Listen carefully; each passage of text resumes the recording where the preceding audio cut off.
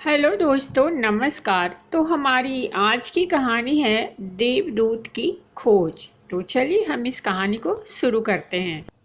यह एक ऐसे किसान की कहानी है जो अपने पुरखों की दी हुई जमीन जायदाद के कारण था तो काफ़ी धनी, लेकिन उसमें एक कमी थी और वह थी आलस करना। जीवन के शुरुआती दिनों से ही वह आलसी बनता गया। पहले तो उसने कई कामों को टालना शुरू कर दिया, लेकिन जिंदगी के सफ़र में जैसे जैसे वह आगे बढ़ रहा था, ठीक वैसे वैसे वह और भी आलसी होता चला जा रहा था। अब तो आलम यह था कि आलस में उसने खेतों पर जाना तक छोड़ दिया। अब तो आलस में उसे अपने घर परिवार तक की सूध न थी, अपने गाय भैंसों की भी सूध न लेता। उसका सारा काम अब नौकरों के भरोसे चलने लगा। उसके आलस से अब पूरे घर की व्यवस्था बिगड़ने लगी। खेतों में ध्यान न देने के कारण अब उसको खेती में नुकसान होने लगा। उसके पालतू पशुओं ने भी धीरे धीरे अब दूध देना बंद कर दिया। एक दिन उस किसान का दोस्त उससे मिलने उसके गांव आया। उसने गांव में जैसे ही अपने किसान के घर जाने का रास्ता पूछा, गांव वालों ने उसे उसके घर की पूरी दशा बता दी। और खैर, अब था तो उसका ही मित्र, सो उसने उस किसान के घर जाने और उसे समझाने का मन बनाया। वह जैसे ही अपने मित्र किसान के घर पहुंचा, उसे अपने मित्र के घर की दशा देखकर बहुत दुख हुआ। उसे पता था कि अब आलस ने उसके मित्र को इस कदर जकड़ लिया था कि अब उसे समझाने में भी कोई लाभ न था। उसने अपने मित्र की दशा पर चिंतित होते हुए अपने मित्र से कहा, मित्र, तुम्हारी परेशानियां देखकर मेरे हृदय को काफ़ी दुख पहुंचा है, लेकिन मेरे पास तुम्हारी इन सारी परेशानियों को दूर करने का एक ऐसा उपाय है जिसे करके तुम फिर से धनी व खुशहाल जीवन जी सकते हो। किसान अपनी दशा से खुद बड़ा परेशान था, लेकिन उसे अपने आलसीपन का आभास तक न था। उसने अपने मित्र से कहा, मित्र, मेरी इस दशा के कारण धन, वैभव और सम्मान सब कुछ मेरे हाथ से चला गया है। तुम तो मेरे प्रिय मित्र हो, मैं तुम्हारे बताए हुए उपाय पर अमल जरूर करूँगा।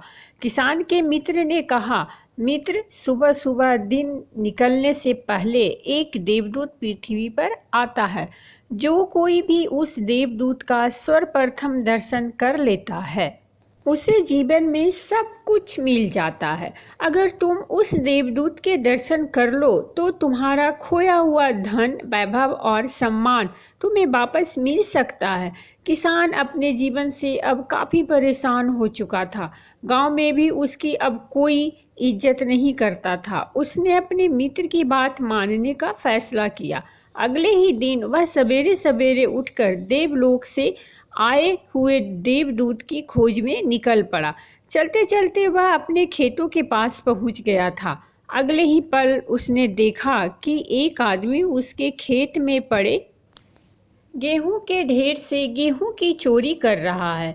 किसान को आते देख चोर वहां से भाग खड़ा हुआ। चलते चलते अब वह थक चुका था। खेतों से लौटकर अब वह अपनी गौशाला की ओर आया तो उसने देखा कि उसका एक नौकर उसकी भैंस का दूध निकालकर ले जा रहा है। किसान ने अपने नौकर को रोका और इस तरह चोरी छुपे दूध ले जाने पर अपने नौकर को फटकार लगाई। थोड़ी देर आराम करके वह फिर देवदूत की खोज में अपने खेतों की ओर निकल गया।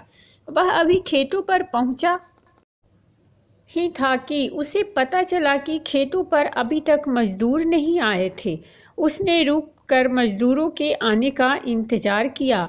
जब मजदूर खेत पर आए तो उन्हें भी देरी से आने पर डांट लगाई। अब वह सुबह से जहाँ जहाँ भी गया वहाँ उसका कोई न कोई नुकसान होने से बच गया। देवदूत को खोजने में अब किसान रोज सुबह जल्दी उठकर देवदूत को खोजने निकलने लगा। किसान की दिनचर्या में आए इस परिवर्तन से अब उसके नौकरों में काम चोरी के प्रति डर बैठ गया। अब उसके नौकरों ने ठीक से काम करना शुरू कर दिया। सवेरे जल्दी उठने से चोरों को उसके आने का भय होने लगा और उसके खेतों से होने वाली चोरियां बंद हो गई। अब खेती में उसे फ़ायदा होने लगा। दूध की होने वाली चोरियों के बंद हो जाने से उसकी गौशाला से भी उसे फ़ायदा होने लगा। सुबह सुबह की सैर से उसकी सेहत भी ठीक होने लगी। कुछ ही दिनों में किसान का मित्र फिर अपने मित्र के पास आया।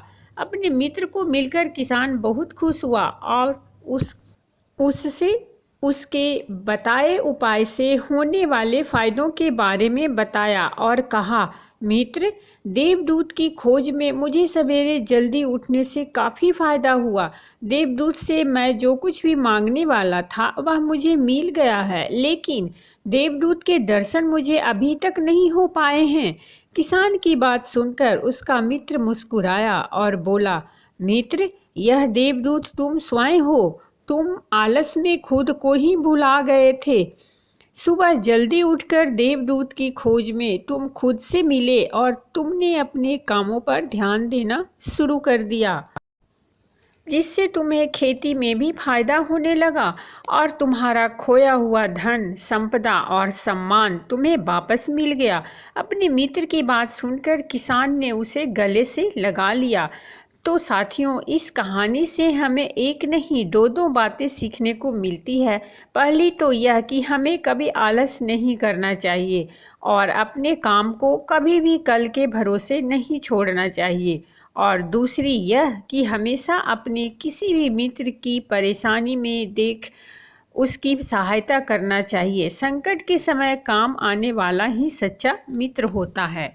तो दोस्तों, ये थी हमारी आज की कहानी। अगर आपको कहानी अच्छी लगी हो तो प्लीज़ हमारे चैनल को सब्सक्राइब कीजिए, वीडियो को लाइक और शेयर ज़रूर कीजिए। कहानी सुनने के लिए बहुत बहुत धन्यवाद।